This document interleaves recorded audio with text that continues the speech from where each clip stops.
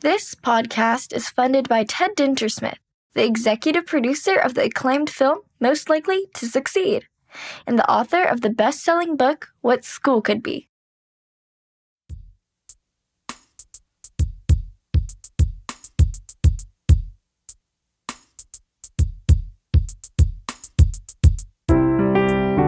This is the What School Could Be podcast. I am your host, Josh Rapoon. This is the fifth in a series of special episodes that come from the Game Changer and Big Think speaker series in the whatschoolcouldbe.org archives. Keep in mind the audio comes from Zoom calls and YouTube webinars, so expect a couple of bumps and knocks along the way.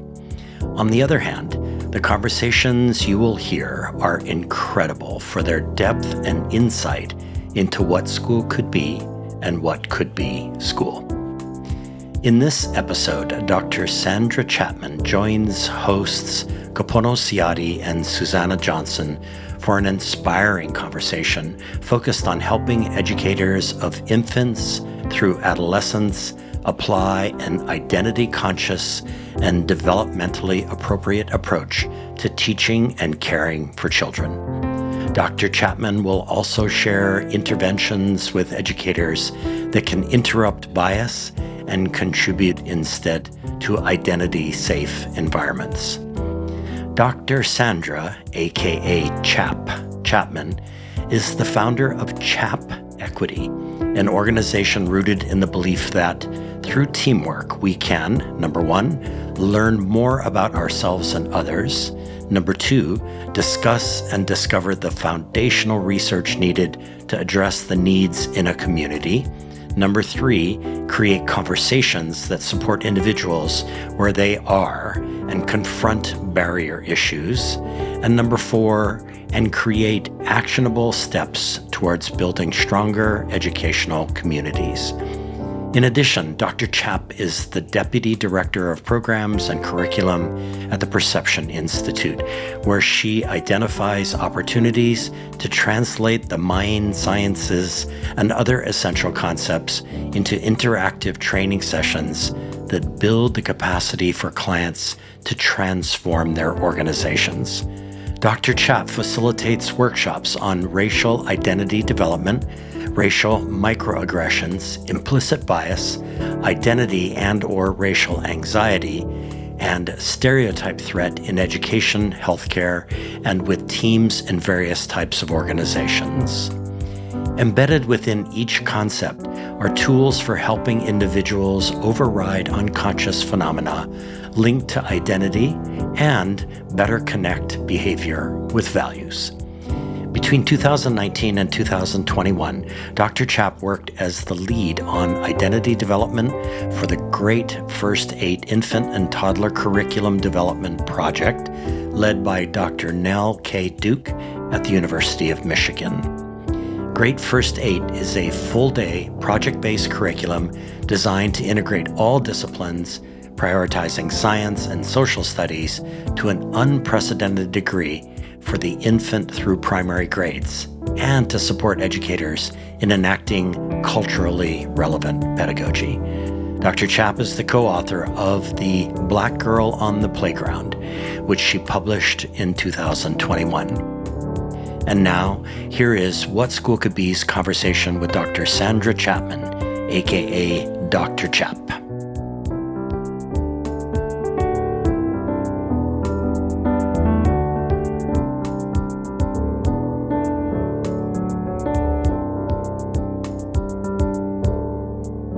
My name is Kapono Siadi. I'm Executive Director of What School Could Be, and I'm joined by Susanna Johnson. Good morning, Susanna. Hi, Kapono. Good to see you, Director of Curriculum and Coaching with What School Could Be, and so excited about today's conversation. I'm really excited to introduce today our game changer guest, Dr. Sandra Chapman. Dr. Sandra and I go back quite a while. Dr. Chap is founder of Chap Equity, Deputy Director of Programs and Curriculum for the Perception Institute. I'm sure we'll get to talk about perception. If you don't know about perception, today's a great day to learn about an amazing institute with tons of resources. And social identity domain leader for the Great First 8, an infant through age 8 curriculum. Dr. Chap has spent over a decade as faculty for diversity, equity, and leadership through the National Association of Independent Schools, and is just one of the great human beings doing diversity, equity, inclusion, and social justice work out there. Dr. Chap, welcome.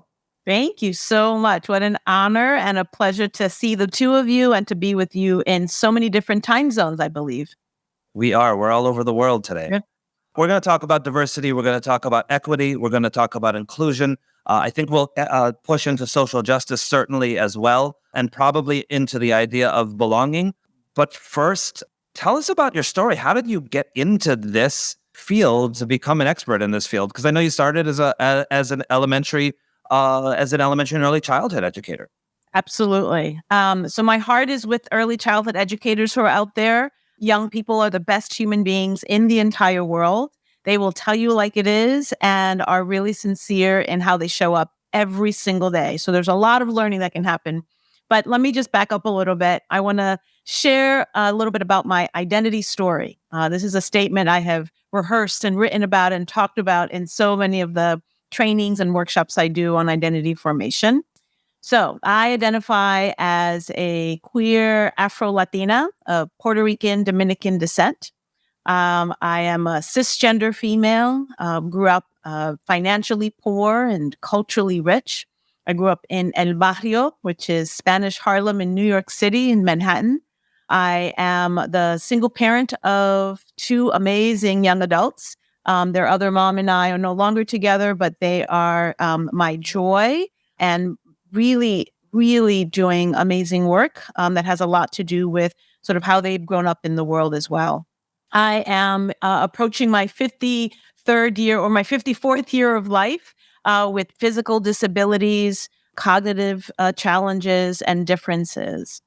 Why is all that relevant? Because every single one of those aspects of my identity are things I am still trying to figure out. My favorite phrase to use is that identity is a journey. It is not a destination.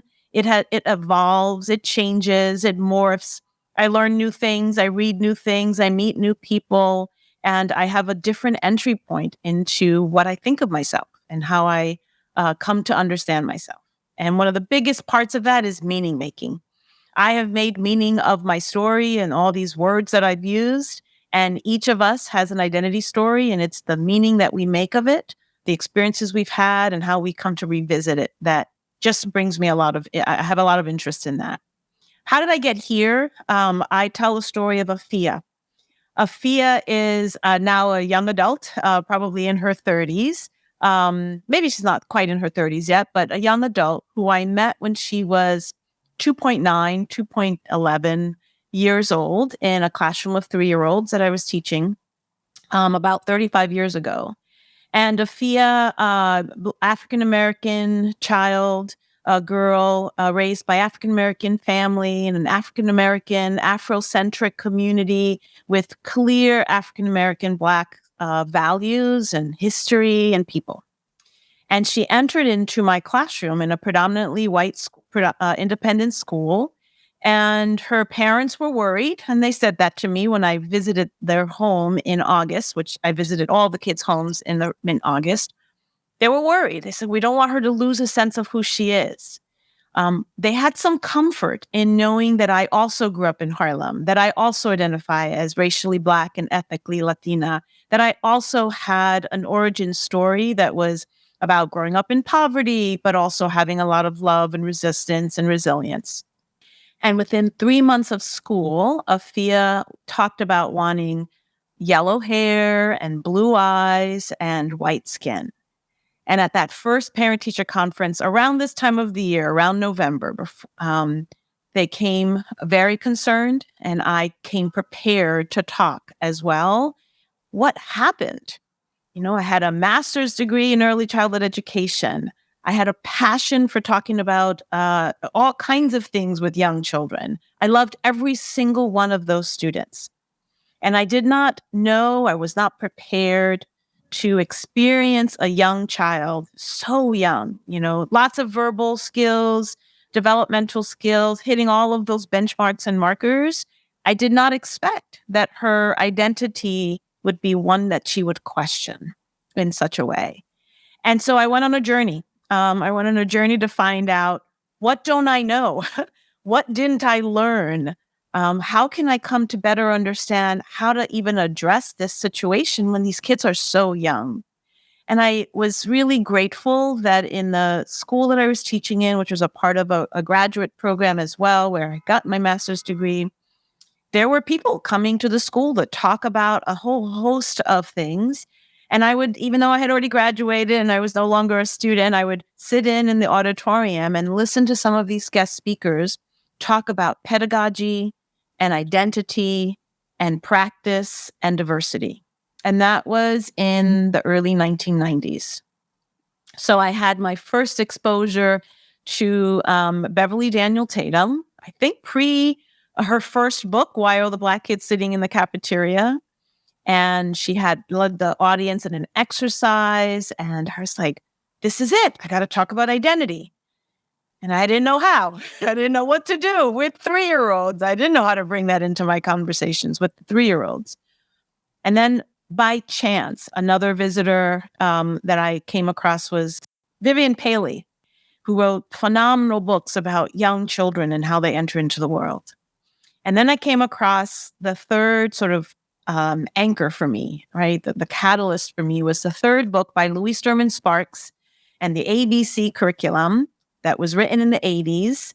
And it really helped me to understand what I could potentially do with 3-year-olds and 4-year-olds and how I can start this conversation to affirm who they are and to address these issues in a developmentally appropriate way.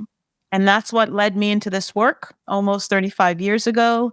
I would say about 12 or 13 years ago, I started working under Chap Equity, my own sort of company, to sort of think about equity, community, resilience, hope, and education. And learned about, and Kapono, you and I were sitting in the same space, the same time, when we had the honor and the pleasure of being trained by Dushaw Hackett and Rachel Gotzel, who started Perception Institute. She's the founder of Perception Institute with 2 other colleagues, Alexis McGill Johnson and John Powell.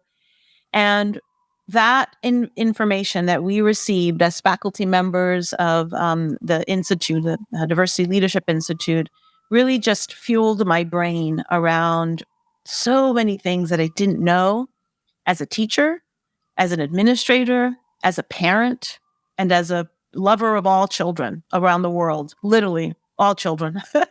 So started doing some more work with Rachel under Perception Institute and had the honor, really, for me, of joining them full-time in 2020 when I retired as an independent school educator.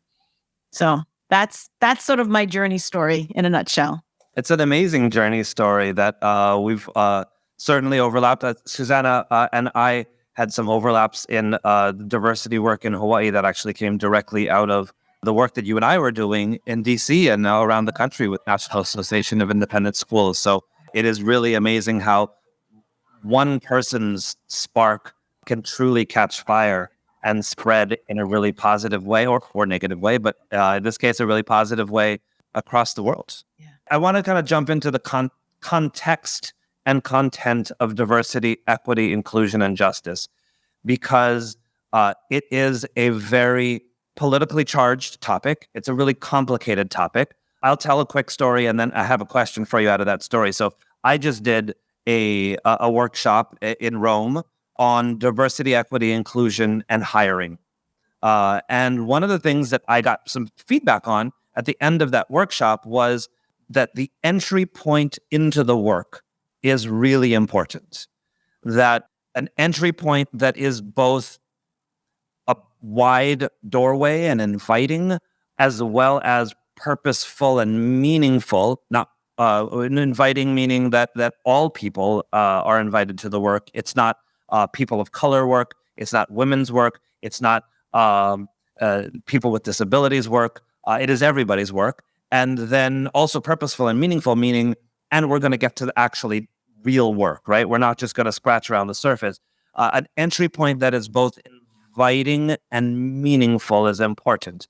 And it was actually Rachel Godsill's work and Dashaw's work that I was pushing into, specifically around stereotype threat and identity anxiety and implicit bias. And these kind of like that what's happening in the brain really resonated with people as an entry point. So, when you do this work, Chap, how do you enter into this work? And just share a little bit about what is happening in the brain and how we could use that to meaningfully enter into this work. Yeah. I think that was as you said, that was the missing link. So just to back up a little bit, one of the conversations I love having is about identity development. What is my story? What is the journey that I'm on? And so I was doing that for, many, many years. The other conversation that I bumped up against was Dr. Daryl Wing Su's work on racial microaggressions, right? That word's been around from Dr. Chester Pierce since the 1970s, and Dr. Su brought it back, and I was so intrigued. It's like, this is the conversation I want to have. So those were my anchors, right? Identity development as a journey that we're on, and what do I need to learn, and who are the scholars who's writing about this, and how do I find my story, and then microaggressions, which are these slight, harms that are being delivered. And this conversation that we had around the mind science or the brain science or mind science around implicit bias, identity anxiety or intergroup anxiety, it's also called, or racial anxiety specifically, and stereotype threat became like the missing link. It became the thing in the middle that I really needed to make sense of what is happening in schools, across all kinds of sectors and all kinds of organizations. And so we know that every single day we are bombarded with information. Some of it is accurate, some of it is not. Some of it is targeted, like, yes, that's true about me. And some of it is like, how could you think that about me? That has nothing to do with who I am. From the time we were really, really young, from the time we were infants, we're developing these relationships or these schemas. Information's coming our way. We develop a little story about it. Obviously, when we're infants, those stories disappear as quickly as they enter. But as we mature, right, by the time we're 1 and 2 or 3 years old, those schemas, or I like to call them links of information, get pretty solidified so that by the time we're like 4 and 5 years old, Louise Thurman Sparks taught me that we are in a pre-prejudicial stage. What does that mean? It means we're taking in a whole lot of information about what the world says is true. Some of it is not. Some of it is based on stereotypes. Some of it is really missing information or inaccurate. And then some of it might be true. Either way, we're just taking it all in. And without anyone sort of addressing that misinformation or the ones that are based on stereotypes, those get reinforced over time. Right. And so when those things get reinforced over time, they develop into ideas we have about groups of people, right? The stories we tell each other about groups of people. And that's where our actions and our behavior is then impacted by what my brain is telling me about these groups of people. And that's what implicit bias is. It's an automatic connection of ideas coupled with, behavior. Identity anxiety, it's a phenomena. It's a phenomena that happens to any person, could happen to any person, when there's a worry that the interaction I'm about to have with somebody who has a different identity than I do might lead me, if I have an identity that has opportunities and privileges and I have access to things, might lead me to be worried that someone's going to perceive me as biased. Right? So, for example, I identify as a cisgender person.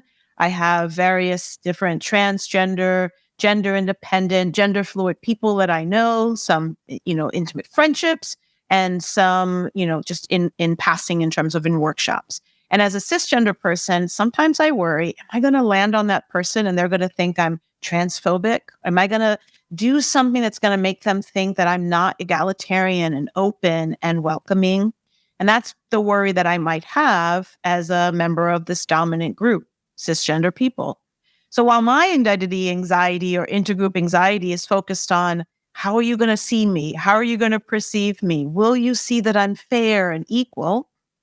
That person who's transgender or gender independent may worry, are you going to discriminate against me? Are you going to use the right pronouns? Are you going to see who I really am, or are you going to rely on some stereotype about me?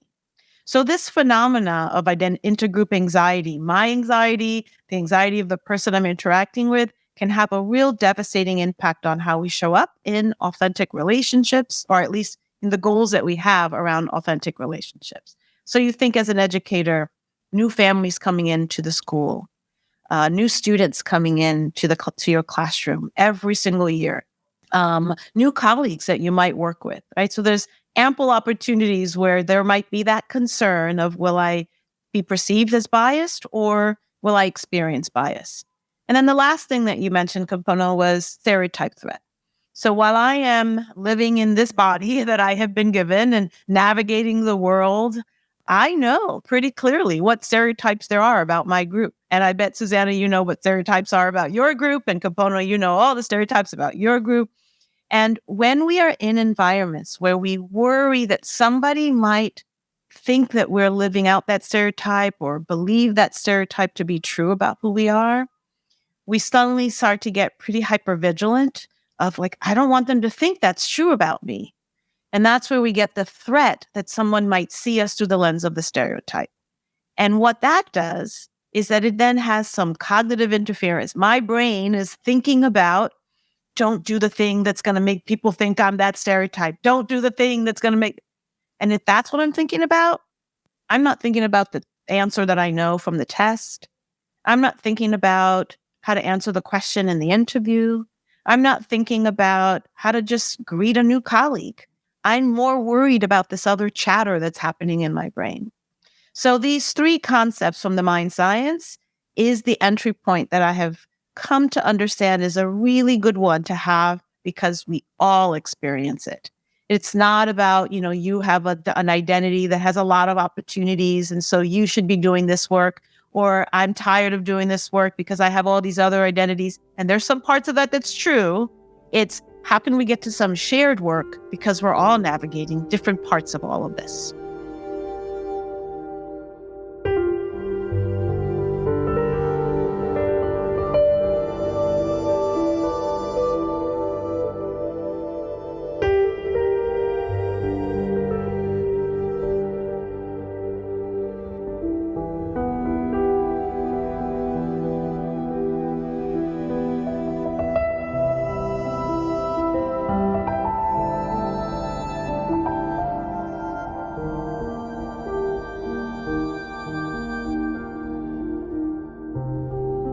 Wow.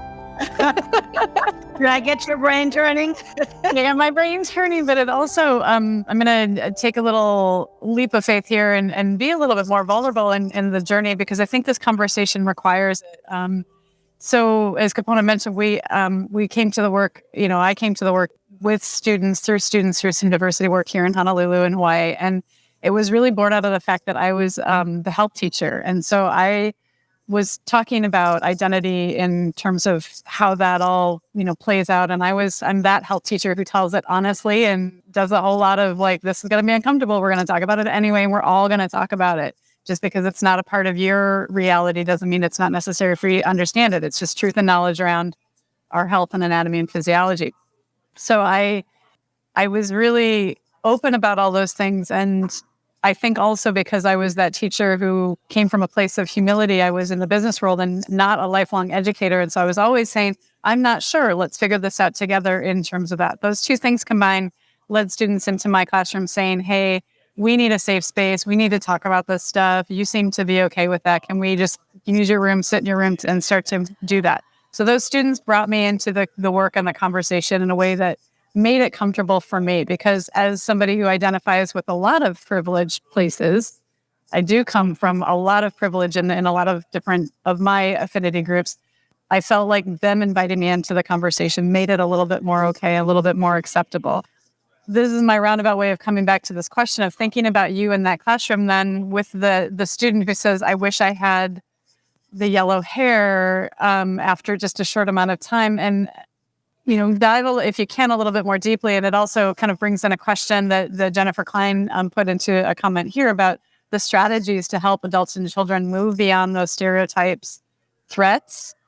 How do we start to bridge that gap? How do you bridge that gap with that family who already had that worry? It was happening. How do we bridge that gap with all of our families that have this worry? And to say, it's okay to come into the work. You're going to make mistakes. We all make mistakes. We use the term, hey guys, right? We just talked about that prior to this. There's so many little tiny things all the time that we do, but how do we jump into it anyway? What are the strategies in those hard conversation moments to get us to go ahead and take that leap of faith to say, we're human, and if we come from this in a place of empathy, it's going to be okay no matter what? That's kind of my question. Yeah, no. And so then I think you actually teed it up really nicely when you talked about what you were willing to open the door for yourself to do because you thought it was important. And then the students came and took you up on that offer, right? So you opened that door and then they said, okay, we're coming in and we're going to keep coming in and we're going to keep knocking on the door. I think one of the things that we talk a lot about at Perception Institute is leading with dignity. We really want to create a space where everyone belongs, right? Whether it's on teams, at the organization level, and certainly in the classroom, we need to make sure that we're leading with our own personal dignity, right? So Susanna, you had your own personal dignity around, this is important. Doesn't matter what identity you have, this is a really important thing. I want to lead with that and enter into this conversation. And then I think the other thing that we say a lot in our field and in our work is we need to center the dignity of everybody else. And I mean everybody else, right? So that you're creating the conditions where folks feel like they can belong to that space, right? They claimed its space. You created the space, but they claimed it. And now it became a shared space where they felt like they belonged because you led with your dignity, you centered theirs.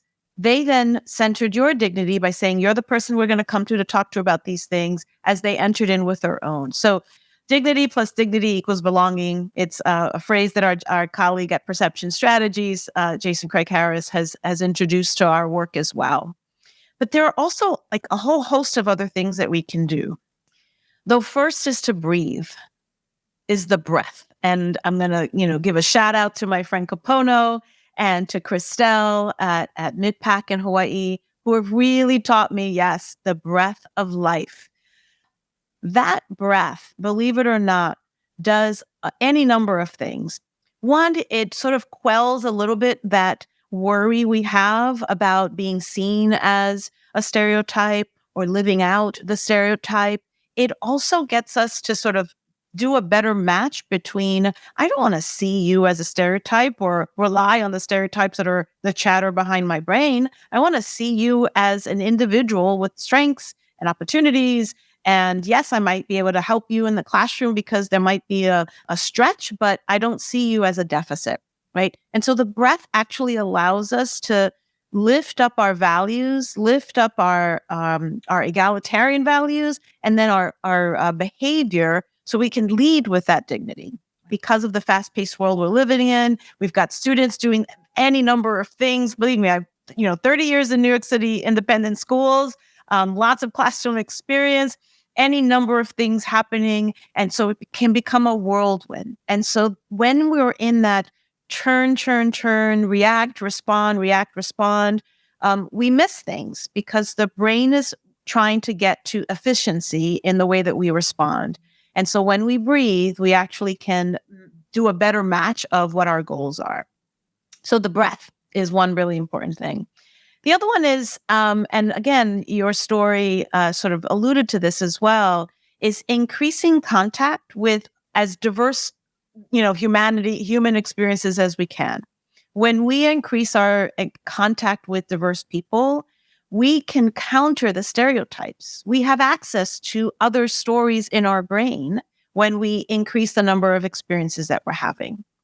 But I want to say that one of the things that can get in the way of increasing contact is this intergroup anxiety that I named, right? If I'm worried about how I'm going to show up with, I use the example of the transgender community or gender independent community. If I'm worried about how I'm going to show up and I'm leading with that worry, well, one of the things I'm going to do is avoid those communities. I'm going to avoid conversations. I'm going to avoid pronouns or names or any reference. And then my brain is also then really impaired because I'm really working hard to show up in my values. But instead, I do the mispronoun.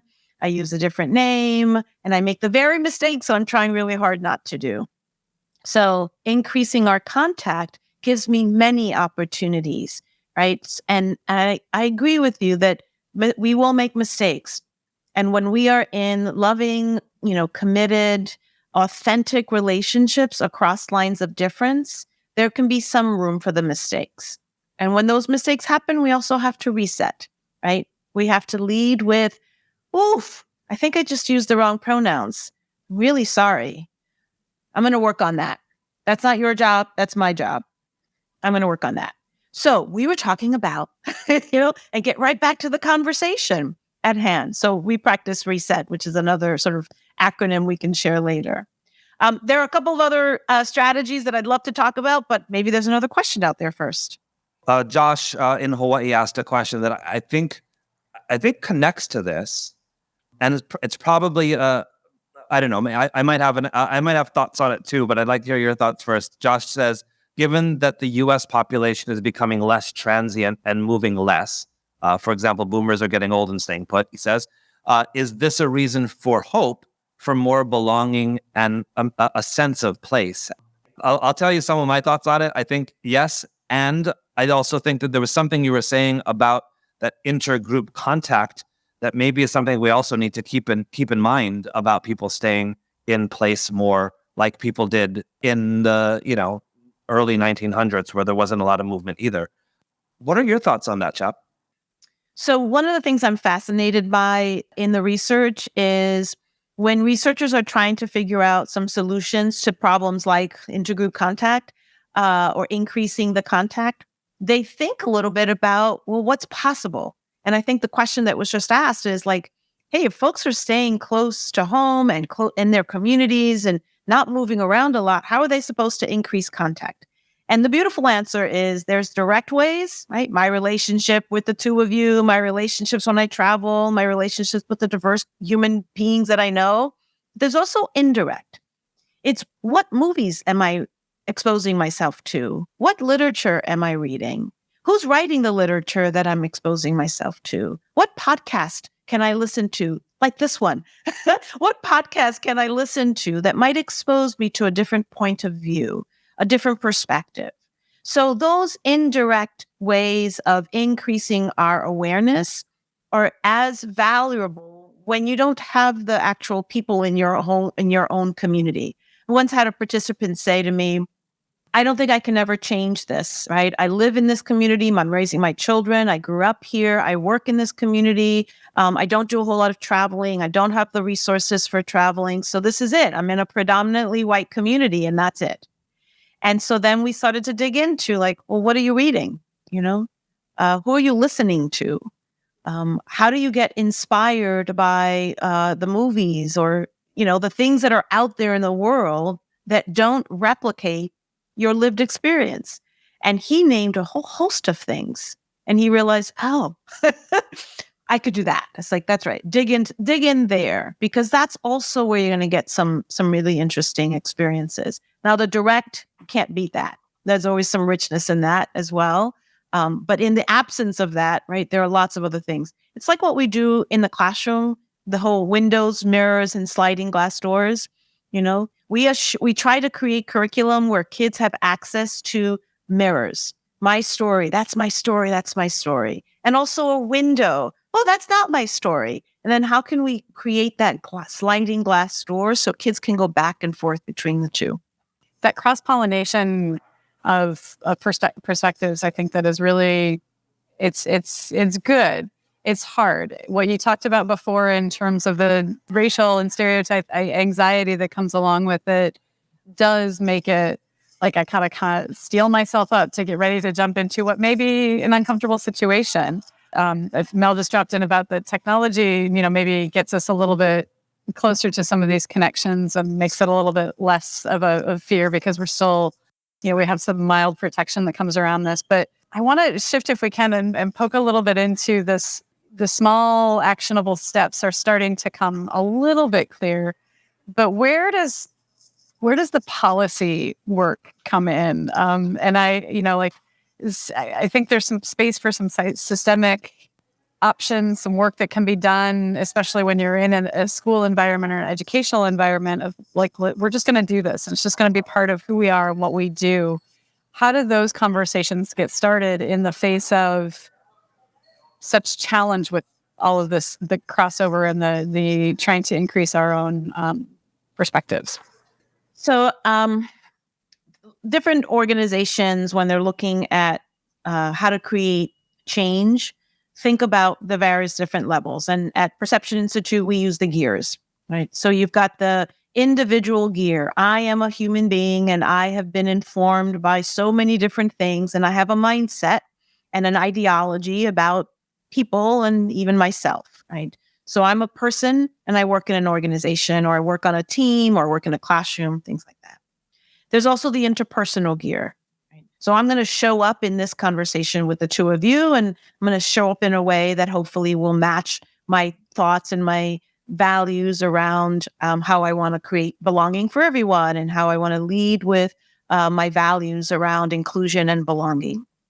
How I show up every single day for every single student and their families and their community members and my peers. So at the interpersonal level, various things that I can do to shift the gear towards more inclusion. And then that's the next gear is the institutional, right? It's a little larger, right? It's hard for me as an individual to think, how do I change this institution?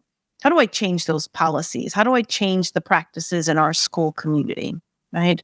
I don't have the power to do that. I was literally in a conversation yesterday with a team of teachers, some administrators, but like second level administrators. And they were like, I don't have the power to create systemic change in this school community. And it was another colleague, he said, but we have some power because we have voice, right? So it's like, it was great when I could just step back and let that sort of live there, right? Like collective voice, very powerful thing. And then there's the systemic, right? So we've got the system called education, and there's so many different types of education. There's the individual schools that anybody might be a part of. There are the teams and the relationships and the students at the interpersonal level, and then there's the individual. And each of the gears sort of impact one another. So if I want to create systemic change in the field of education, I've got to think about how am I shifting my personal mindsets towards equity and dignity and belonging, and practicing the strategies to lower my biases and not relying on stereotypes. Because every single day I'm going to interact with people, and that gear can be shifted towards the positive. And then every day those interactions impact what the institution feels like, right? Which can sort of lead to the institution saying, look, this is who we want to be. This is how we want to behave. These are the policies we're going to revisit, right? And then that collective voice can lead to some real changes. So that would be my, I don't impact policies in that way, but I know I impact a lot of individuals who will have an impact on those policies. I appreciate that. And I like the metaphor of the gears. I think that a lot of us think about a lot of this work in terms of more concentric circles, like the personal and then the interpersonal and then the institutional and then the systemic. Because I think a lot of people lately, in the past few years, have really gotten good at putting a poster up on the wall to say, this is our policy, but that's not living the culture. And so for me, I think there's this question about, is there a way, if I'm a classroom teacher, listen to this conversation, is there a way for me to really increase that cultural vibe? And you started to get there with the we. There is so much power in the we, right? Like it's not just me trying to figure it out. I'm trying to figure it out with Capono. I'm trying to figure it out with you, trying to figure it out with everybody else on the squad. And so there's power in the we, but what are the other ways that I can just shift that culture in my own space while doing my own personal journey? So I happen to be right behind me is one of my favorite posters. It's from the Board of Ed, Topeka, Kansas, right? A policy change that was made to desegregate schools. And that policy did not change the hearts and minds of individuals, right? But it took several individuals to say, heck no, these kids are coming to our school, right? It took that one teacher that said, I'll teach you. Right. And that one family that said, we'll send our kid to your school. right? So it's small, right? Like it's just like so powerful and so meaningful. So yes, this lovely Brown versus Board of Education, Topeka, Kansas, 1954, is my reminder that it's the small that lead to the big systemic changes. So you talk about the power of we, right? There's also the power in not yet, right? So growth mindset. If we could use the power of not yet, the power of moving away from the deficit model, moving away from seeing children's growth and skills and acquisition of skills as fixed, but instead see it as growth mindset, Carol Dweck's work and many other scholars, we could see that there's a transition that kids are going to get to. We know that the growth and that journey that children are on is going to happen not in the 10 months that we have them, right? This little Afia is an amazing, mature adult. And, we found each other on Facebook again. And so I get to see what she's doing in her life. But that was not the 3-year-old that I had in my classroom, right? So there were lots of things that transpired. So growth mindset is a really important part of how we engage with our students, how we engage with colleagues, but also how we can give ourselves some grace, right? Like that interaction did not go so well. Well, I'm going to do it better the next time around, right? So having also growth mindset for ourselves.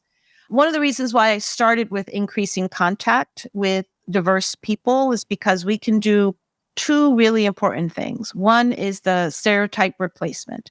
If I have, different people who belong to a particular identity, but they're so different from one another, then I can get out of what Chimamanda Adichie says, the single story, right? I can get out of that single story narrative of this experience. Oh, people like that are like this. It's like, nope, that's actually not true, right? Identity is way more complex. It's multi-layered. It's multifaceted.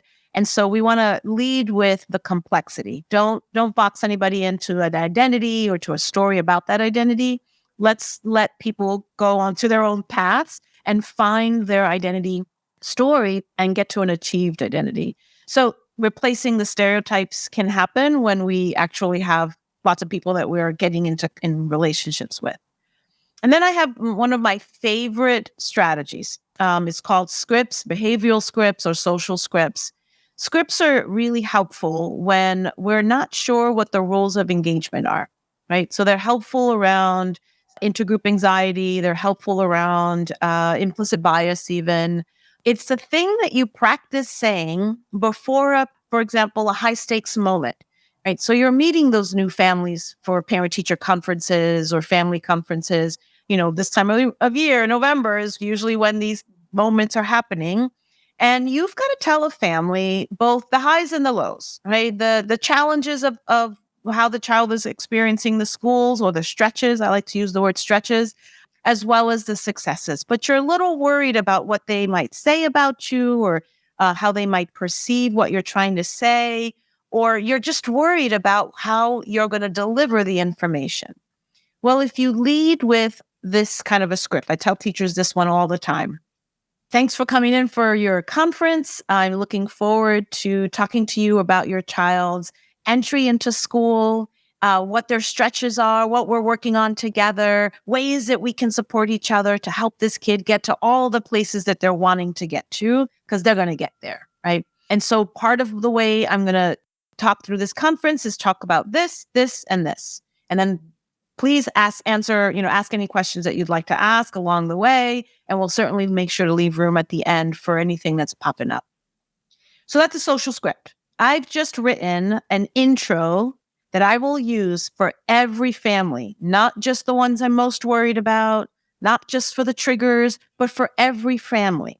So when that family comes in, they don't have to worry so much about what identity you are, how you show up, what I think you know or don't know, because you've just told me you do this for everybody. You just told me that you're going to lead with stretches that my kids should have in school, right? And some successes. And you just told me that they're bound for greatness. Well, I believe that too. So let's get to work, as a parent-school partnership. So these moments where you write out what is most important to you helps to sort of navigate your own anxiety about How am I going to enter this conversation? I am thinking about something I heard that was uber simple from a admissions conference.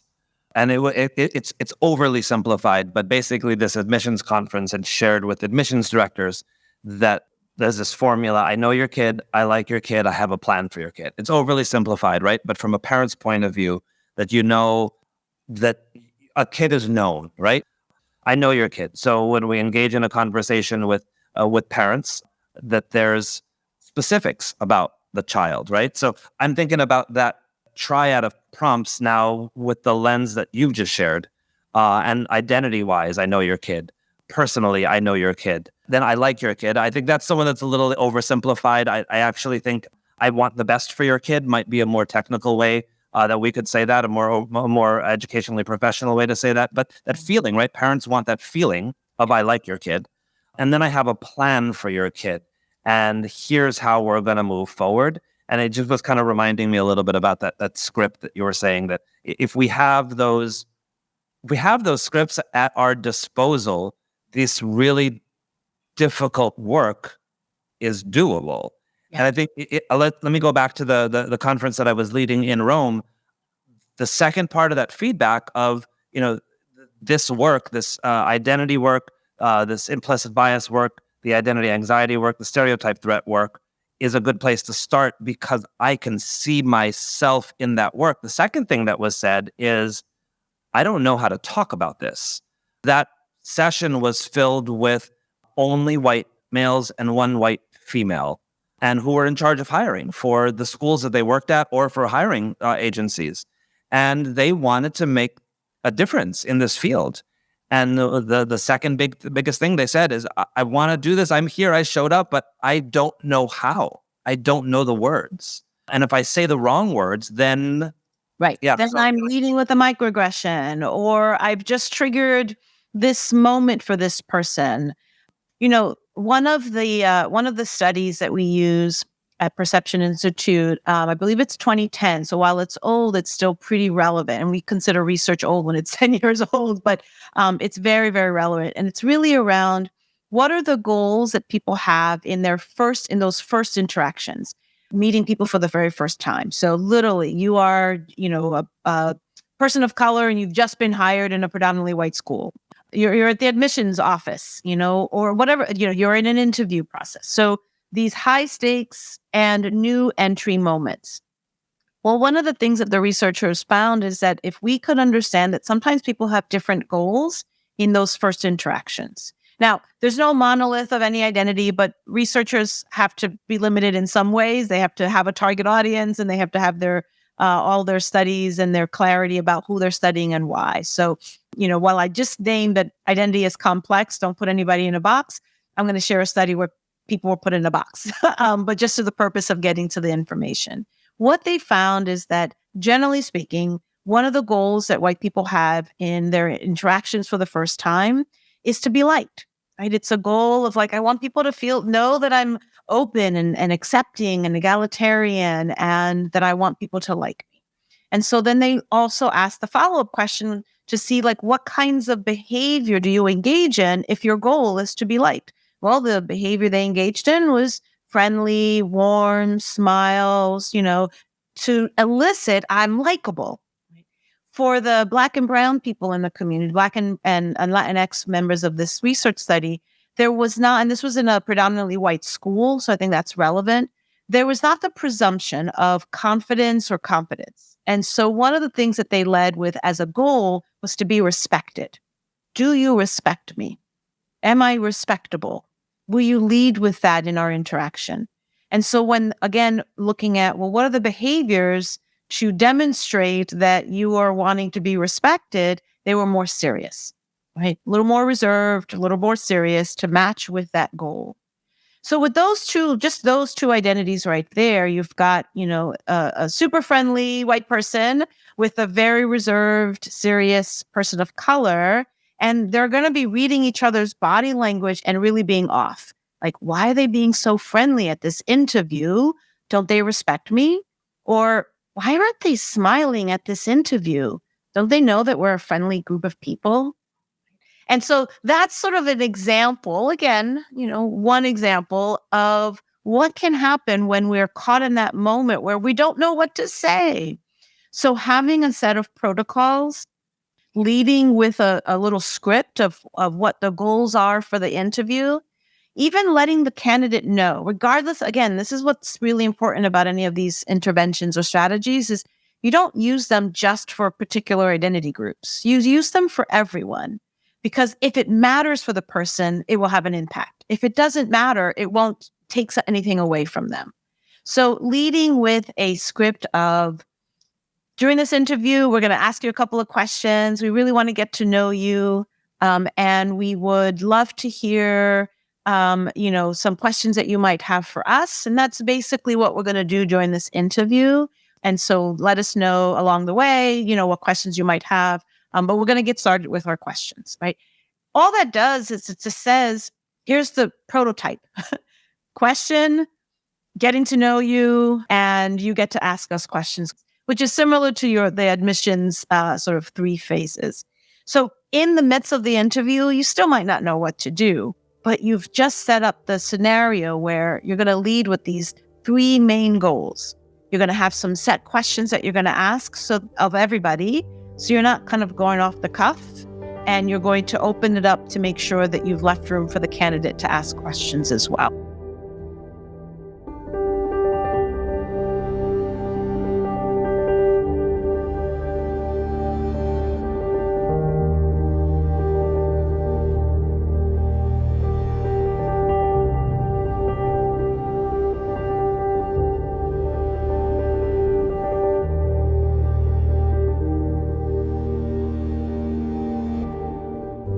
I have a question for the both of you because I came into you were both having a conversation about rising up in challenge. And so if you could talk a little bit about that and help me to understand what does that mean to you? What does that look like?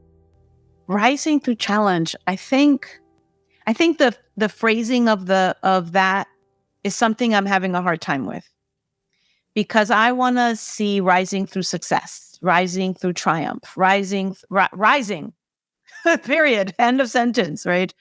Because there are all these other goals, aspirations, desires, and positive outcomes that come at the end of what might be a challenging moment. So if my goal is really good stuff, really great relationships, authentic, meaningful relationships is my ultimate goal, then I can see any challenge I might be up against as just something I'm going to get through on the road to this other bigger thing, right? And so I have to have that bigger rise or success or resilience and hope at the end of the journey, because then the challenge is worth it. Kapona, what would you say? Kapona, what would I say? I would say that this work is a lot of challenge, and I like that idea of the rise a lot. Maybe it's a little bit of a bummer, but I think that, when I've started to do this work with organizations that haven't really done the work yet, or have started the work and have gotten one part of it done, it often feels like you're pulling back a rug and there's all of that dust underneath. And then you start doing the work and the dust kicks up, and then you start choking on it and sneezing. And your instant response is put the rug back. Everything's more messy than it was before. It was fine before. Put it on. Yeah. You lifted up the rug. Lifted up the rug, put the rug back. And so that framing of there needs to be a rise, right? And the rise is uphill, right? It's up, and you have to defy gravity for a little bit. It takes energy. Thinking about, the Artemis launch just yesterday, and all of that energy that it takes to do something meteoric, astronomical, amazing, right? And it takes that energy. So I like the rephrasing of my kind of bummer metaphor with the rise. That's good. So let me take off of that and push into, there's so many educators listening to this now in areas where if they were to enter into this work, they might actually be in danger, right? Their jobs would be in danger. And I think we would be remiss if we didn't touch on the conversation of what do I do, Chap? If I'm in a state, a county, a school that I feel like my job, maybe even my livelihood, my personhood is in danger for doing this work. Advice. Yeah. I think a piece of equity work, diversity equity work is connected to good pedagogy. Right? Good pedagogy, good practice is incorporating identity work.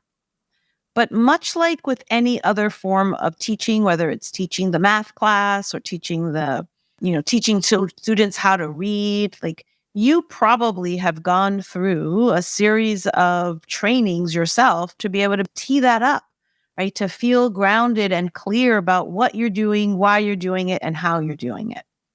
And DEI, DEISJ, diversity, equity, inclusion, social justice work requires us to practice our tools, sharpen our tools, rebuild the toolbox that we're going to use so that we have at the ready what we need when we need it.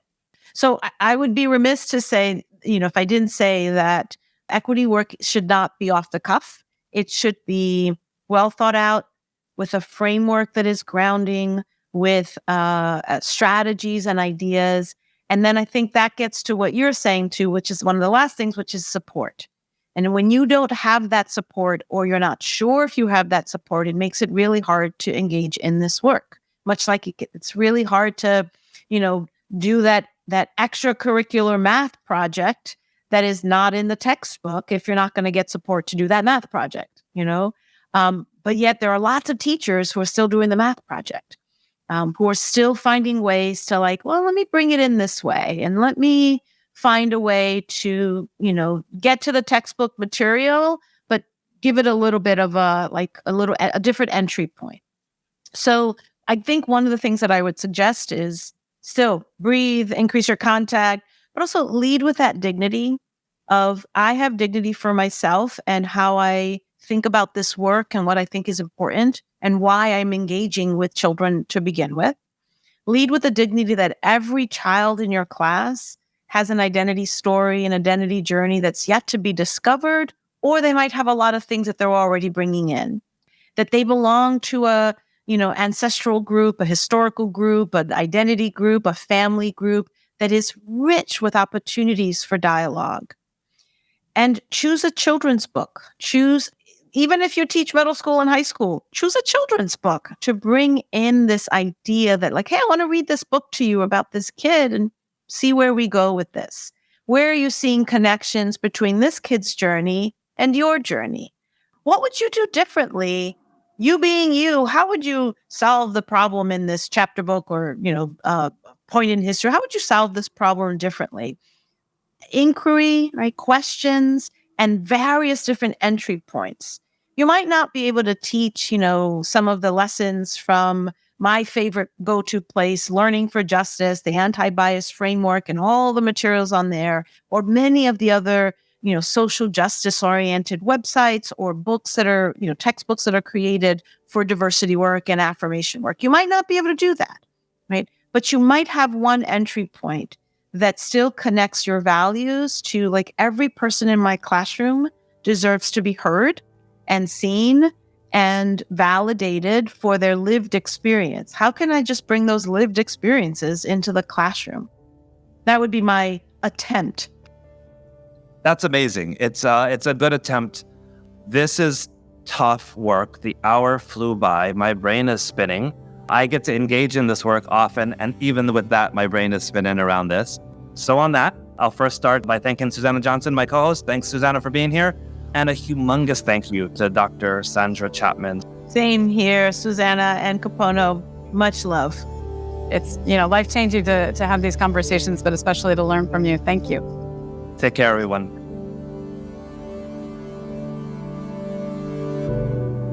These special episodes are edited by Kim Diltz and Evan Kurahara. Our theme music comes from the vast catalog of music created by my friend of 40 years, the remarkable pianist Michael Sloan.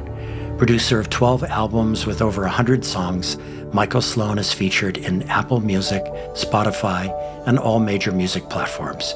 You can also find his work at his YouTube channel. Michael has listeners in over 100 countries and over 2,000 cities to date. Support these episodes with remarkable, innovative, and imaginative educators and education leaders by giving us your own rating and writing us a review at your favorite podcast store. Please join the What School Could Be global online community by going to community.whatschoolcouldbe.org or by downloading the What School Could Be app from your favorite app store. The What School Could Be podcast is brought to you by Josh Rappoon Productions. Send your feedback to josh@whatschoolcouldbe.org. Follow the show on Twitter at WSCB Podcast. Until the next episode, ahui ho and take good care.